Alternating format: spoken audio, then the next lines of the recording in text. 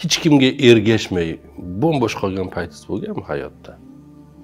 Ya'ni odamzod har doim kimgadir ergashishga ehtiyoj sezadi. O'shaning uchun odamlar orasida kimlardir mashhur bo'ladi, kimlardir taniqli bo'ladi va ergashuvchilar o'shalarning ichidan eng yaxshisini tanlashni istaydi. Men falonchiga ergashaman yoki men falonchini yaxshi ko'raman yoki men falonchini qo'llab-quvvatlayman deganda o'sha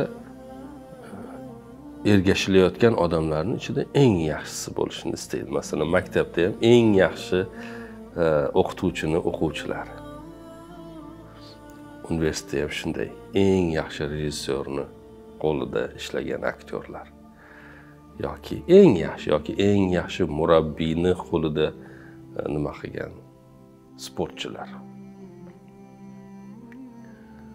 Ya'ni inson o'zini eng yaxshi birga yoki eng yaxshi bir jamoaga, guruhga oid his qilishni istaydi. Bundan faxr tuyadi. Masalan, kecha bir film ko'rdim. Filmda o'sha Samsung yoki Apple bular endi chiqqan paytlari universitet talabalari, Samsungchilar alohida stolda o'tirib hammasi telefonni o'ynaydi.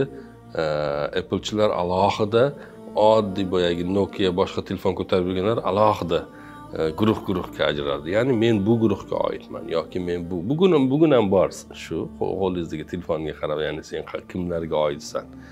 Androidchilarmisan, sen yo iOSchilardanmisan degan, ya'ni mana shunday bo'linish bor va bu bo'linishda inson eng yaxshi tomonini tanlashni istaydi. Shungacha tushunarli bo'ldi.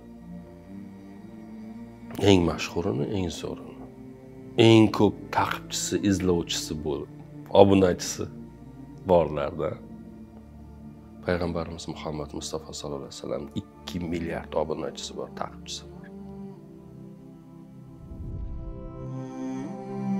2 milliard obunachisi bor, taqibchisi. 2 milliard.